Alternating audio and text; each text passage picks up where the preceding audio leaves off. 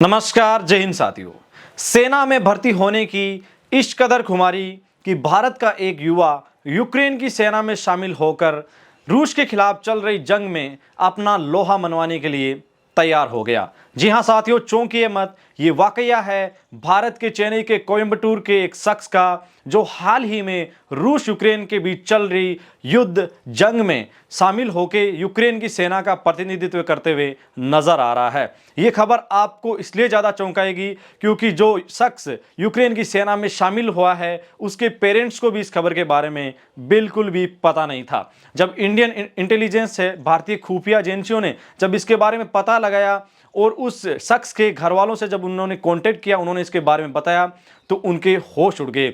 उनको पता चला कि उसकी सेना में जाने की खुमारी इस कदर हो सकती है क्या कि वो किसी दूसरे देश की सेना में शामिल होके इस कंडीशंस में, जब वार की कंडीशंस है, फिर भी उसने दूसरे देश की सेना को ज्वाइन करके सेना में जाने की जो जज्बा है उसको एक नया आयाम स्थापित किया है। साथ ही इस वीडियो के माध्यम से उस शख्स के बारे में आपको जानकारी साझा करते हैं, क्योंकि कई सारे साथी कमेंट्स करते हैं कि क्या हम भी यूक्रेन की सेना में शामिल हो सकते हैं। बहुत सारे साथी ऐसे कमेंट्स करते हैं क्योंकि भारत में विगत 2 साल से सेना रैली भर्तियों पर रोक लगी हुई है, कोविड के चलते या अन्य कारणों के चलते। तो कई सारे साथी काफी परेशान होकर इस तरीके के कमेंट्स अदर कंट्रीज की सेना में जाने को लेकर करते हैं। इस वीडियो के माध्यम से उस शख्स के बारे में जानते हैं कि आखिरकार कैसे उसने यूक्रेन की आर्मी ज्वाइन कर ली और आखिरकार वो खबर अब भारत में किस तरीके से ट्रेंड कर रही है। भारतीय मीडिया में बेहद ज्यादा ट्रेंड कर रहा है ये युवा।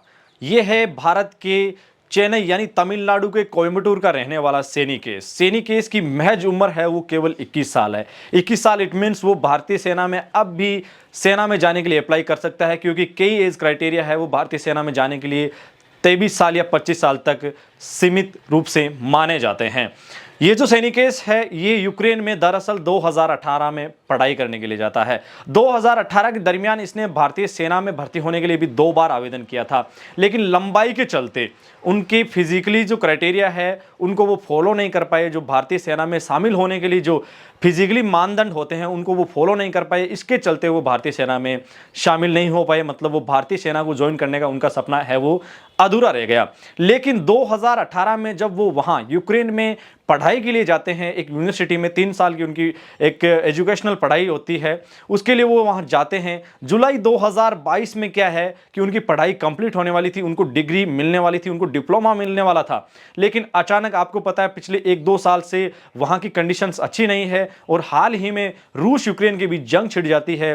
सारी अस्त व्यस्तता के चलते उनके दिमाग में इस बात की खुमारी शुरू से ही सवार थी कि वो सेना में ज्वाइन होके जिस प्रकार भी किसी भी कंट्री के ऊपर अगर ऐसी विकट परिस्थिति आती है तो वो उसकी सेवा करने में आगे और अग्रणी पंक्ति में शामिल हो जाएंगे। इसी के चलते वो यूक्रेन की सेना में शामिल हो जाते हैं। इसकी भनक उनके परिवार को भी नहीं लगती है। खुफिया इंटेलिजेंस इसके बारे में उनके परिवार को खबर देता है। मीडिया रिपोर्ट्स की माने तो जंग के बाद उनका घर से संपर्क टूट गया था। ये बात आप और हमको भी पता है, क्योंकि रूस और यूक्रेन के बीच पिछले 20 दिन से जंग के हालात है और वहां जो भारतीय छात्र यहां से वहां पढ़ाई करने के लिए गए थे उनका घर वालों से संपर्क टूट गया है, क्योंकि वहां के जो संचार की जो कम्युनिकेशंस है वो सही तरीके से वर्क नहीं कर रही। यहां तक कि वहां बहुत सारी चीज़ों की जो प्रॉब्लम्स है उसको फेस कर रहे हैं भारतीय स्टूडेंट।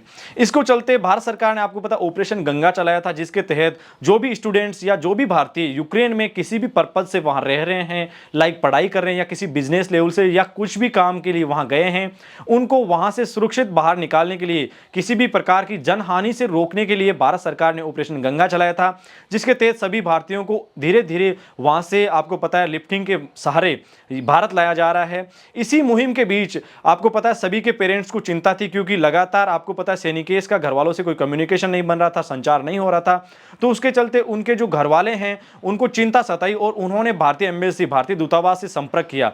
भारत सरकार ने जब भारतीय दूतावास के माध्यम से ये बात पता लगाने की कोशिश की कि आखिरकार जो युवा है जो वो है कहाँ, जिसका अभी तक घर से कम्युनिकेशन नहीं बैठ रहा है, तो पता चला कि सैनिकेस है वो यूक्रेन की सेना में शामिल हो चुका है। इस खबर की पुष्टि के लिए क्या है कि वहां की जो खुफिया है, भारतीय इंटेलिजेंस है, उन्होंने कोशिश की कि कैसे भी करके सैनिकेस से संपर्क किया जाए, उसके बारे में उन जो यूक्रेन की सेना में वो शामिल हुए हैं इसके पीछे उनके मत है उसको सामने लाया जाए, उनकी राय को सामने लाया जाए।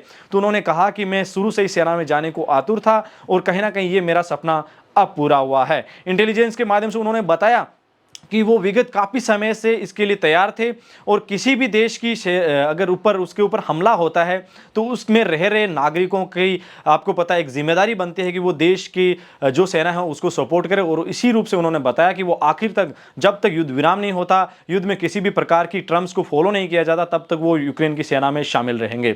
ये बात जब उनके घर वालों को पता लगी तो आपको पता है कि उनके होश उड़ना लाजमी है, क्योंकि आपको पता है कि वो वहाँ पढ़ाई के पर्पज़ से गए, फिर भी उन्होंने वहाँ सेना ज्वाइन की। लेकिन साथ ही घर वालों ने इंटेलिजेंस को बताया कि उनका लगातार इसमें जाने की रुचि थी, वो भारतीय सेना में उन्होंने पहले अप्लाई किया था और कहीं ना कहीं अब वो यूक्रेन की सेना में शामिल हो गए हैं। भारतीय खुफिया एजेंसियां अभी भी इसके बारे में और भी गहनता से जांच कर रही है। जो भी रिपोर्ट्स आएगी वो कहीं ना कहीं हमारे सामने समक्ष पेश की जाएगी। मुझे उम्मीद है कि जो भी युवा लगातार इस बारे में कमेंट्स कर रहे हैं उनको ये अच्छे से समझ आ गई होगी कि आखिरकार सेना में जाने का एक जो जुनून है, एक खुमारी होती है, वो किस कदर एक युवा के ऊपर सवार रहती है। इस वीडियो से रिलेटिव साथियों किसी भी प्रकार के कमेंट हो आपके तो मुझे इंस्टाग्राम हैंडल मेल के माध्यम से या कमेंट सेक्शन के माध्यम से जरूर अवगत करवाइए। यहां आपका कमेंट्स बन जाएगा कि सर हर एक व्यक्ति है वो क्या वहां की सेना को ज्वाइन कर सकता है।